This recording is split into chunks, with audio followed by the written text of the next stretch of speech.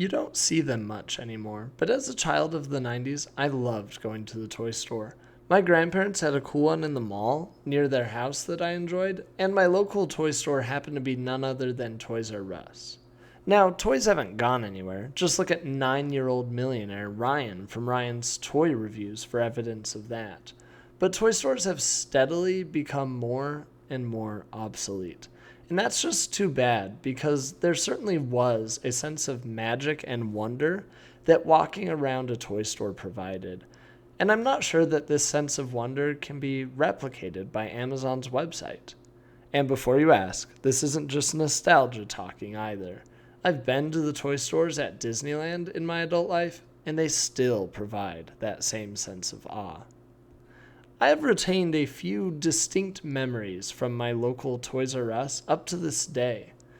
One of them is the horror of having broken my action figures. They were Aragorn, son of Arathorn, and his horse Brego from Lord of the Rings. This was a traumatic moment because my dad took us back to the store to exchange it. You see, I had received the toy broken on Christmas, and so we had exchanged it then. But this time, I had been the one to break it, and he was insisting on another exchange. So I was quite embarrassed because I knew that it was my fault.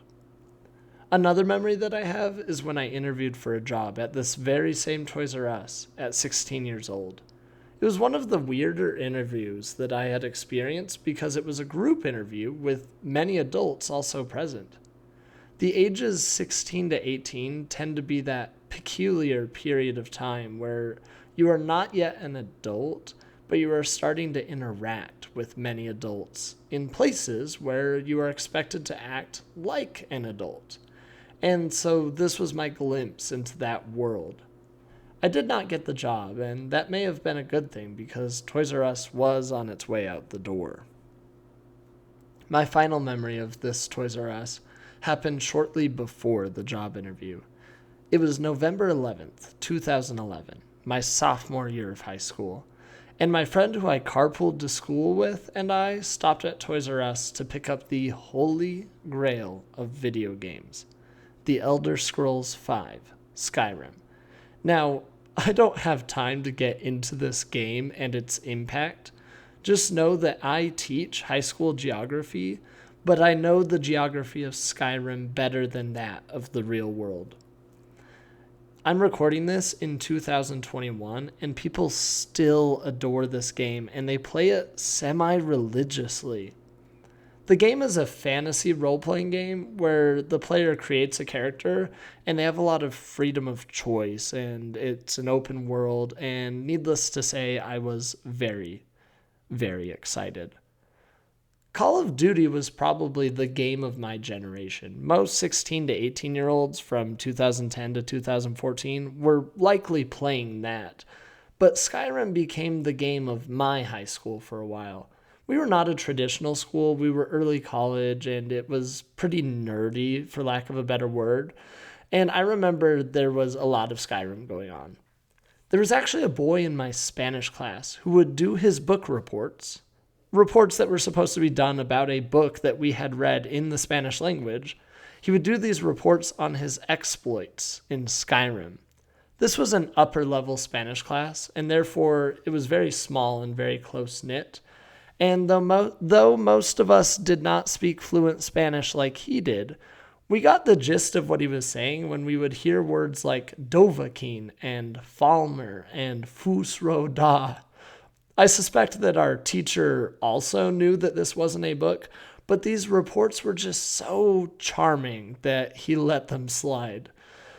By the end of all of them, he had the class rolling in laughter. We were obsessed with these Friday afternoons and looked forward to them each and every week.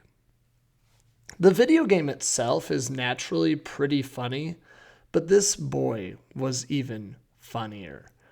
He was very well liked by most of the student body and was actually even elected to be sophomore class president that same year, beating out me, much to my dismay.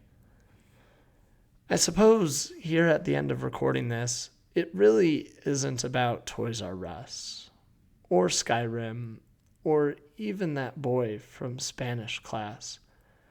It's about growing up. You see, 2 weeks after graduation in 2014, that beloved boy from Spanish class died. It was a result of a long-term struggle with substance abuse, and we, as a pretty small school, were quite devastated, as was his family. We had just become adults, but he wouldn't get to experience that with the rest of us. I spoke at graduation about going out and living such a life as to serve others well, and I do think it was a fine speech. But my Spanish teacher realized there's also a place for speeches about dragons and skooma and magic and graybeards and Skyrim. I miss Toys R Us, but I miss that boy even more.